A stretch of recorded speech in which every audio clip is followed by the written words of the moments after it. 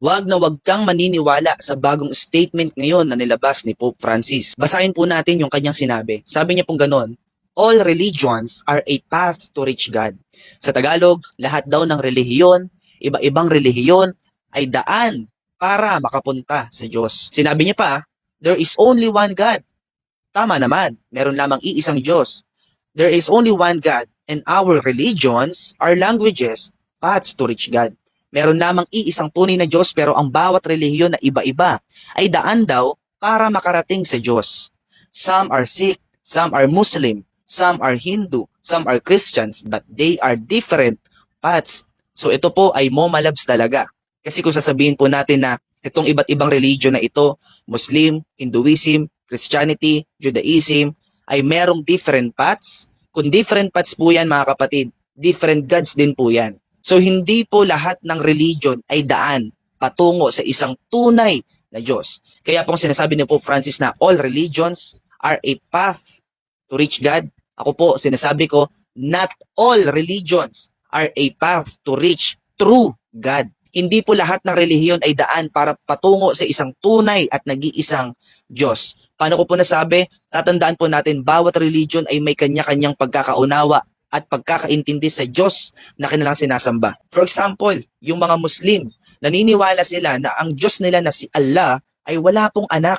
Pero ang Diyos Ama na kinikilala natin ay merong kaisa-isang anak. John 3:16, for God so loved the world that He gave His one and only Son. So kung yung Diyos mo ay walang anak, pero yung Diyos ng Kristyanismo ay may kinikilalang anak, magkaiba na po tayo ng Diyos. Pangalawa, yung Iglesia ni Cristo, yung Muslim, yung Judaism, yung Hinduism, naniniwala sila na si Jesus Christ ay hindi Diyos kundi tao lamang. Pero tayo po as a Christian, we believe that Jesus Christ is God. Naniniwala tayo ng ating Panginoong Hesus ay Diyos. So kung yung kinikilala mong Panginoong Hesus ay hindi Diyos kundi tao lamang, kahit pasabihin mong propeta yan or sugo yan, pero tao lang, magkaiba na ulit tayo ng Diyos na sinasamba because our God is Jesus Christ. At si Jesus para sa inyo ay hindi Diyos, so magkaiba na po tayo ng Diyos. At alam niyo po ba na meron ding relihiyon na ang pangalan ay Mormons na naniniwala na si Jesus Christ at si Lucifer, si Satanas, ay magkapatid.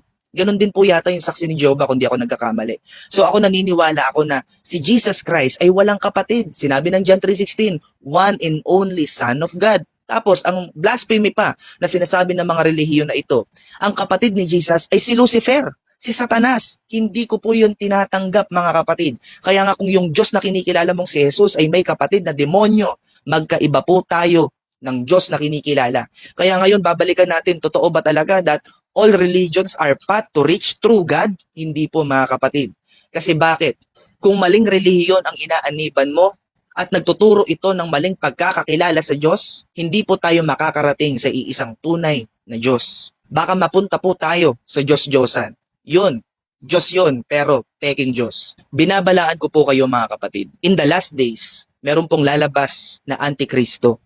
At ang Antikristo na ito ay magtatatag ng one government policy. Wala na pong gobyerno sa bawat bansa, kundi iisang gobyerno na lamang sa buong mundo. At hindi lang yon, magtatatag din po siya ng one global religion. Ibig sabihin, wala na pong relihiyon na iba-iba, iisang relihiyon na lamang. At lahat po ng religion ay maniniwala sa Antikristo na ito. Lilinlangin niya ang marami.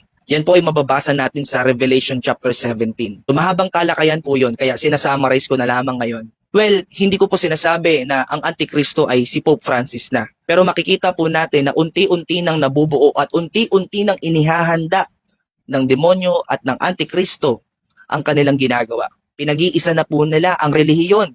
Muslim, Hinduism, Christianity, pinag-iisa na po nila. At sasabihin nila ng religion ito, naniniwala daw sila kay Jesus. Pero mali yung pagkakakilala nila kay Jesus. Kaya sinabi po ng ating Panginoong Hesus sa Matthew chapter 24, verse 23 to 25, kapag may nagsabi sa inyo, narito ang Kristo o naroon siya, huwag kayong maniniwala sapagkat lilitaw ang mga di tunay na Kristo at mga huwad na propeta. Magpapakita sila ng mga kagilagilalas na himala at kababalagan upang manlinlang.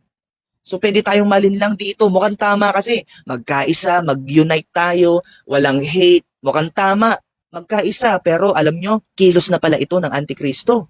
Sinabi pa po, kung maaari, pati ang mga pinili ng Diyos. Isa po ito sa mga nakakalungkot na bagay. Pwede tayo mga Kristiyano ay malinlang din. pwedeng tayo mga tunay na sumasamba sa tunay na Diyos ay malin lang din sa sobrang husay ng Antikristo na ito. Kaya payo ko po, magpakatalino po tayo according to Bible. Huwag tayo basta-basta magpapadaya, magpapalin lang, wag po tayo magpapaloko. Always back to the scripture. Sabi po ng verse 25, tandaan ninyo ang mga ito. Binibigyan ko na kayo ng babala habang hindi pa nangyayari ang mga ito. Kapatid, we are in the last days. Mag-ingat ka, huwag palilin lang, tatandaan, hindi lahat ng relihiyon ay daan patungo sa isang tunay na Diyos. Dahil iba-iba tayo ng sinasambang Diyos. So I hope na may natutunan po kayo sa video na ito. Kung natuto ka at gusto mo itong ibahagi sa iba, please spread the word of God. Click the share button. Nang sa gayon marami pong maabot ang balitang ito sa mga kapatid natin at mahal natin na kapwa at kapatid sa pananampalataya. This is Pastor CJ. Shalom everyone. Peace. God bless po.